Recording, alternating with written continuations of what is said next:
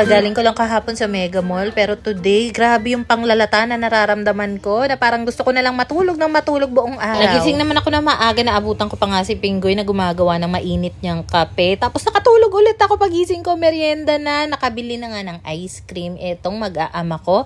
So, cookies and cream para sa mga bagets. Dito talaga kami nagulat pagbukas namin dito sa 1.3 liters na ice cream. Hala, halos wala pa yatang kalahati yung laman.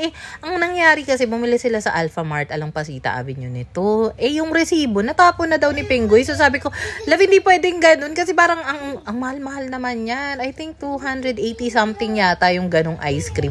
Tapos pagbalik namin doon, dahil wala na nga yung resibo, pwede naman daw nilang palitan, pero same flavor lang. So since hindi ko bet ang pistachio, tingin kami dito sa 7-Eleven ni Pinggoy at naghahanap ako ng ice cream for me.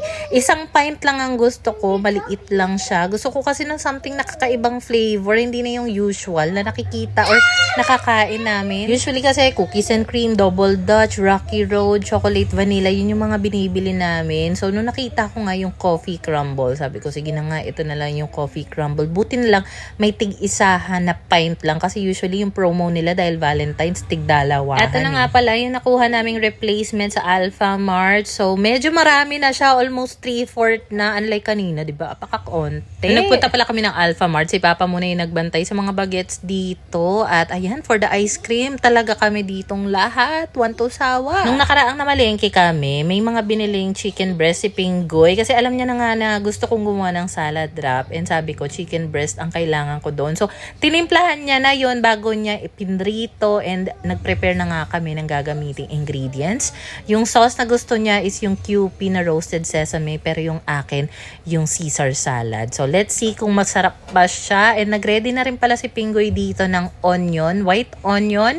Hiniwa-hiwa niya na even itong manok na bagong prito. Inislice niya na. Alam mo ba, maya-maya si Kuwak, dampot ng dampot dito sa manok. Kasi ang sarap niya. Ang sarap niyang papakin. Ang ginamit pala ni Pinggoy pang marinate dito sa chicken breast is magic savor, toyo, calamansi, asin, paprika, tsaka paminta. So, bali, ito na yung magsisilbing dinner namin. Yung mga bagets, pwede nilang papakin yan o kaya naman with rice. Sabi ko nga, next time, lalaw, gawa ka na medyo maraming ganyan. Ginamit na rin namin itong tortilla wrap na nabili namin nakaraan sa grocery. Kasi malapit na to mag-expired by February 14. Like, mga 4 na araw na lang may expire na siya. Sayang naman kasi, alam mo, nung nakaraan, bumili kami ng ganyan. Hindi talaga namin nagamit. Nasira lang. So, anyway, ayan na nga pala yung para kay Pinggoy. Chicken breast, onion, QP na roasted sesame, at saka lettuce with sliced cheese. Alam mo, habang tinitingnan ko nga siyang gumawa dito, napakadali lang pala kasi before, bumibili pa ako sa Grab, nagpapa-deliver pa ako ng ganito sa Grab. Kasi pag hindi ko pa natatry gawin yung isang bagay, parang na-intimidate ako na parang, ay, ang hirap naman. Pero habang tinitingnan ko nga siya dito, napakadali lang pala nito na kahit sina Pinky nga, kayang-kaya gawin ito. So this time, turn ko na para gumawa ng salad wrap ko. So, dalawang gagawin ko para sa akin. Yung isa, ang ilalagay kong sauce is yung Caesar salad.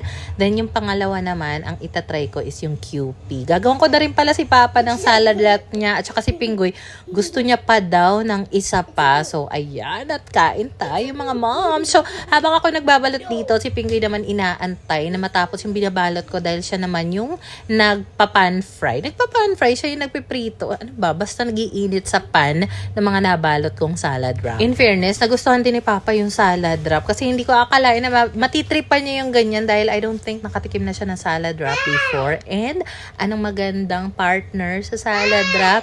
Iced tea. So, eto na nga. At for the madali tayong gumawa ng iced tea dito. And same lang naman yung ingredients gaya ng mga pinagagawa ko nung nakaraan. So, naghiwa na nga ako dito ng maraming kalamansi. Kapag sa malaliit kasi na baso or sa mason jar, alam ko na yung measurement niya. Pero this time, gusto ko kasing malaman kung ano ba yung magandang measurement para sa malaking pitchel. Anyway, bago pa wala ako naghiwa-hiwa ng kalamansi dito, nag-steep na ako ng hibiscus hibiscus at spearmint dyan sa ating Givenchy na teapot. Then dito naman sa malaking pitchel, naglagay ako dyan ng mineral water, yung katas ng calamansi, muscovado sugar. I think all in all, nasa around 6 tablespoon na muscovado sugar ang nagamit. Mas matagal lang tunawin yung muscovado sugar. Sa tingin nyo ba, mas better na gamitan ko muna ng kakaunting mainit na tubig, yung muscovado sugar, para lang matunaw siya bago ako maglagay ng cold water and ice.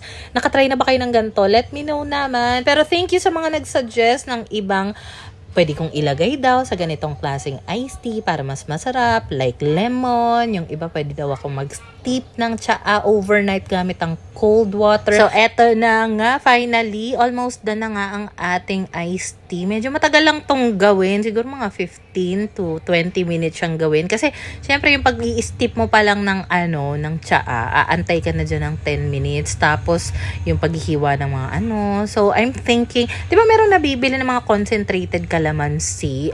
Feeling ko mas mura yung ganon. Let me know kung okay din ba yung ganon. Or, tsagain ko na lang talaga maghiwa ng calamansi. Pero may nagsuggest din naman sa akin sa comment. Ang sabi, pwede ko daw i-squeeze na yung mga calamansi, then i-refrigerate ko lang. So, nakakain na sina Papa at Pinggoy ng salad wrap nila. So, eto, para na lang talaga sa akin yan. Si Pinky, ayaw niya. Mag-chicken na lang daw siya with rice. Pati na rin si Koa. Pero, tinry ko pa rin na patikimin si Koa nito. Ang gusto niya lang subukan.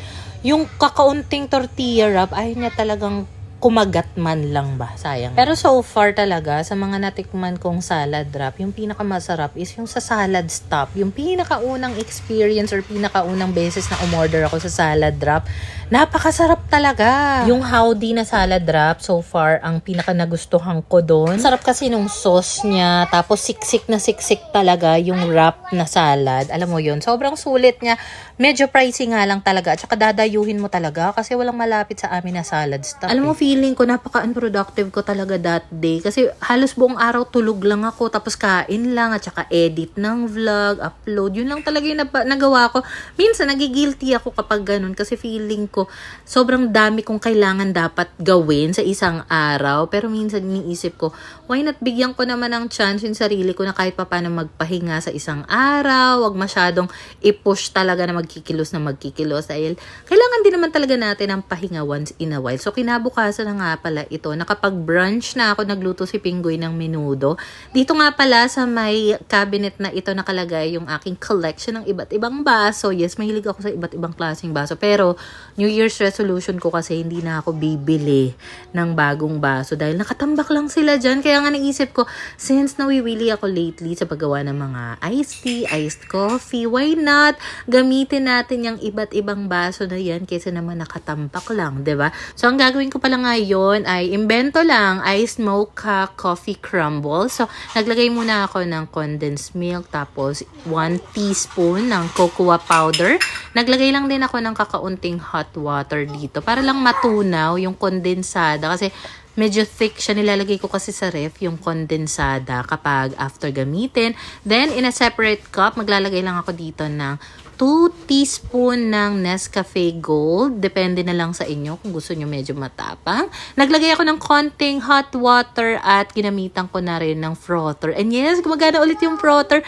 Yung pala ginamitan ni Pinggoy ng bagong battery. So, eto na nga at maghahalo-halo na tayo. So, dito sa baso na may mixture ng kondensada at cocoa powder, naglagay lang ako ng about 12 pieces ng ice cubes at saka almond breeze ang gagamitin ko para sa iced coffee natin for today's video. Next naman ay nilagay ko na yung Nescafe Gold na ginamitan ko ng frother. Sana pala kutsara lang yung pinangtunaw ko dito. Ayan tuloy, iba yung texture niya. So, dinagdagan ko pa ng gatas at ang pinakalas na ilalagay ko dito, meron pa kasi akong natira na coffee crumble na ice cream. So, naalala ko, ay, meron pala akong scooper. Yung nabili ko sa IKEA, gagamitin ko nga. So, ayan, wala, feel na feel ko talaga habang gumagawa ko nito. Kasi, sobrang aesthetic niya kaya. So, ayan, lagay na tayo ng paper straw. And wow, oh my God, sobrang ansarap niyang tignan. And pinatikim ko nga to kay Pinggoy, natatabangan siya. Ayoko kasi ng matamis, nakaka-umay. So, masarap siya for me. And kung gusto nyo subukan, for the go, when it comes sa sweetness, i-adjust nyo na lang depende sa preference. Nakaligo na rin pala ako niyan dahil kahapon, di nagawang maligo ng mamshi sa sobrang katamaran talaga. Dahil nga, Parang latang-lata talaga yung pakiramdam ko. So, nag-request nga pala si Pinky ng pasta. Meron pa namang natitirang pesto pasta na nasa ref. Yun nandun yung kagandahan na nagluto ako ng marami-rami. Kasi nga, umabot siya ng ilang araw. Kayo ba mga momshi, let me know naman kung ano yung mga favorite snacks ng mga anak ninyo na niluluto or ginagawa nyo. Tapos na ilalagay nyo sa ref para maramihang serving ang magawa ninyo. Kasi kung hindi ko gagawa ng mga ganito, like yung mga bagets ko, for sure, ang ire-request na ipabili niyan, mga biscuit, mga chips, yung mga ganon. So sabi ko, mas okay na siguro na ganito na lang. But I think, kailangan naman mag-offer ako ng iba naman. Kasi parang, sa isang buwan yata, pangalawang beses na nga yata ito. Sa isang lutoan ko na ganito, umaabot ng 2-3 araw na paulit-ulit yung kinakain nila. Kaninang lunch, madami-dami naman nakain yung mga bagets ko. Nasarapan sila dun sa niluto ng daddy nila na ulam. So, ito na yung pinaka-merienda nila. And alam nyo ba, si Pinky, nagulat ako. Kasi ang nangyari kasi nasa sala kami ni Pingo, yung mga bata, nasa kwarto madalas yan naghaharutan, naglalaro, ganyan. So, biglang nagsumbong si ko, Mommy, why is there a blood in ate's face? Ganyan. Akala ko nag-nosebleed na naman siya. So pagkatingin nga namin, hala, nabunot na pala yung isang front tooth niya na umuuga-uga. Akala ko nga meron ng bagong papatubo. Pero wala naman ako makita nung chinecheck ko nung nakaraan. Buti may mga ice cream pa kaming tira. So ayun, kinain nila yung ice cream. Tapos punta lahat sila kay Papa. Doon sila nagstay. Yung landlord nga namin, di ba dentista? Binunot daw yung isa pang katabing ngipin ni Pinky. Bali nakadalawang bunot ng ngipin si Pinky ngayong araw. Bungal po siya ngayon. Ang cute-cute niya. Every time kumingiti siya. Natutuwa ako kasi very bata yung atake kapag mga bungal na bata. Di ba? Ang cute. Ito naman yung cravings namin ni Pingoy. Nagluto siya ng sunny side para sa kanya. Tapos ang request ko naman scrambled. Ayun lang muna ang chika na Momshi for today's video.